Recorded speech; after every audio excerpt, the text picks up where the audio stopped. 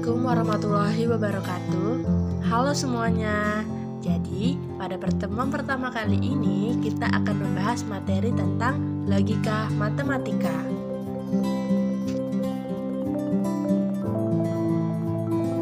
Secara umum, logika adalah bagian dari matematika, tetapi juga merupakan bahasa matematika. Logika juga adalah studi tentang prinsip-prinsip penalaran yang benar atau valid. Logika fokus pada hubungan antara pernyataan atau proposisi dan bukan pada isi pernyataan. Pada logika matematika ini, yang pertama kita akan membahas proposisi dan kalimat terbuka. Definisi proposisi merupakan suatu kalimat yang bernilai benar ataupun salah, namun tidak keduanya. Di sini ada beberapa contoh. Yang pertama, 7 adalah bilangan prima. Ini merupakan pernyataan. Yang kedua, semua makhluk hidup bernapas. Ini merupakan pernyataan. Yang ketiga, Medan adalah ibu kota Indonesia. Ini merupakan pernyataan, meskipun nilainya salah. Yang keempat, tolong tutupkan pintu itu. Ini merupakan bukan pernyataan, karena ini kalimat perintah. Dan yang kelima, bagaimana kabarmu hari ini? Ini merupakan kalimat pertanyaan dan bukan merupakan pernyataan. Selanjutnya kalimat terbuka. Kalimat terbuka ialah kalimat yang nilai kebenarannya belum pasti. Contohnya, yang pertama, A adalah ibu kota Korea. Pernyataan ini dinamakan kalimat terbuka karena masih harus dibuktikan kebenarannya dahulu.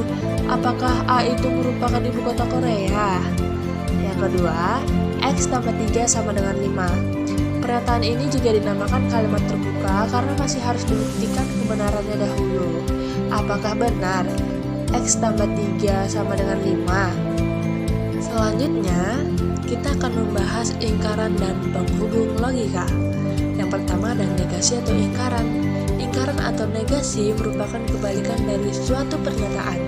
Kita dapat membuat pernyataan negasi atau ingkaran dari suatu pernyataan dengan menambahkan atau menghilangkan kata tidak atau bukan pada pernyataan awalnya. Negasi dapat dilambangkan dengan tanda seperti ini ya. Jika diketahui pernyataan P, maka ingkarannya ingkaran P. Jika P bernilai benar, maka ingkaran P bernilai salah. Begitupun sebaliknya. Nah, di sini juga terdapat tabel kebenaran ingkaran atau negasi. Dalam kolom pertama terdapat P dan kolom sebelahnya terdapat ingkaran P. Jadi, jika P-nya benar, maka ingkaran P-nya salah. Jika P-nya salah, maka ingkarannya benar. Contohnya, misalnya P sama dengan hari ini hujan, maka ingkaran P-nya adalah hari ini tidak hujan. Kemudian, selanjutnya kita akan membahas penghubung logika. Dalam pernyataan majemuk memiliki lebih dari satu pernyataan dalam satu kalimat, sehingga dibutuhkan kata penghubung. Diantaranya adalah yang pertama, kita akan membahas konjungsi. Konjungsi merupakan suatu pernyataan P dan Q yang dapat digabungkan dengan kata hubung dan. Konjungsi dapat dilambangkan dengan seperti ini ya. Nah, di sini ada contohnya. Misalnya P suho membaca majalah, Q suho membaca komik, maka konjungsi dari P dan Q yaitu suho membaca majalah dan komik. Di sini juga ada tabel kebenarannya. Tabel kebenaran konjungsi pada kolom pertama ada P dan kolom kedua ada Q. Jika P-nya benar dan Q benar, maka P dan Q bernilai benar.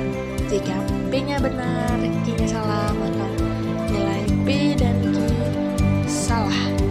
Jika P salah, Q benar, maka P dan Q bernilai salah. Jika P salah, Q salah, maka P dan Q bernilai salah. Untuk penggunaan konjungsi, keduanya harus benar-benar, yaitu bernilai benar, maka hasilnya juga benar. Selain itu, maka nilainya akan salah. Kedua ada disjungsi. Disjungsi merupakan suatu pernyataan P dan Q yang dapat digabungkan dengan kata gabung atau, sehingga membentuk pernyataan majemuk. Disjungsi dapat dilambangkan seperti ini ya. Nah, contohnya, misalnya P. Suho membaca majalah, Q. Suho membaca komik. Maka disjungsi dari P dan Q yaitu Suho membaca majalah atau komik. Di sini juga ada tabel kebenaran dari disjungsi. Pada kolom pertama ada P dan kolom kedua ada Q. Jika P benar, Q benar, maka P atau Q benar. Jika P benar, Q salah, maka P atau Q benar.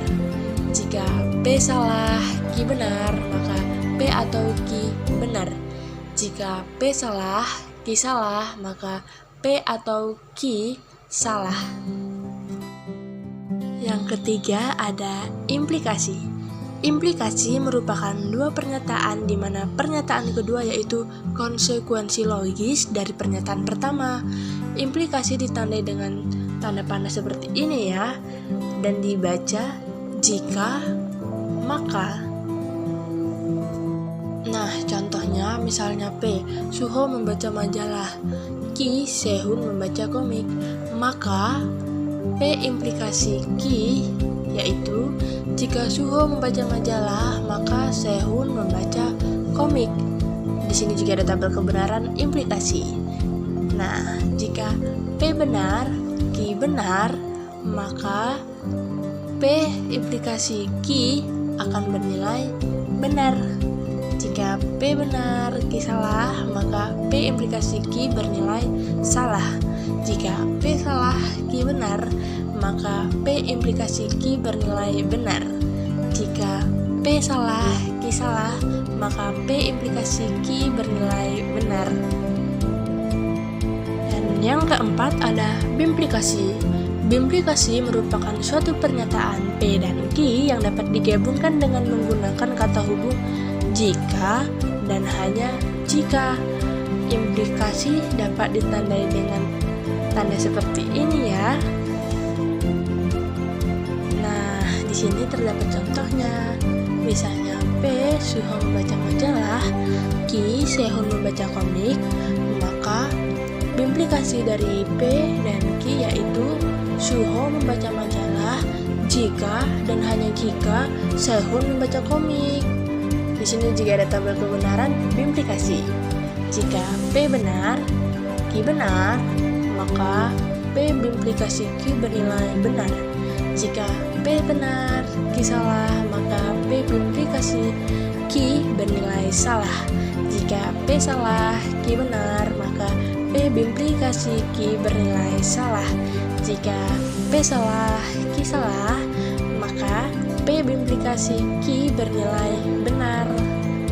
Demikianlah tadi pembahasan logika matematika. Semoga bermanfaat. Sampai jumpa di video selanjutnya ya.